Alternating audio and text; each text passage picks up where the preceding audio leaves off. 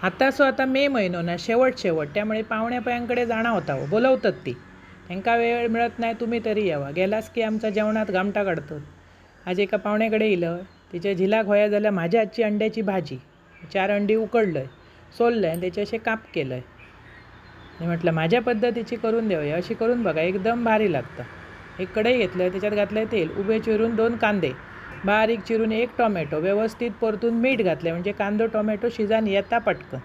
नंतर घातलं हळद आणि लाल तिखट. साधा सोप्या पण चवीचा लागतं, असं करून बघा. भाकरेबरोबर तर एकदम भारी लागतं. व्यवस्थित सगळं मसालो शिजवलं आहे. नंतर उकडलेली अंडी घातली, ती अशी उभी कापून घेतलं. आपण बुर्जी करतो तशीच हो, पण बुर्जी केल्यास की ती भाजी अंडा आपल्या दाताखाली येणार नाही ना, त्याचं खाल्ल्याचं फील होणार नाही.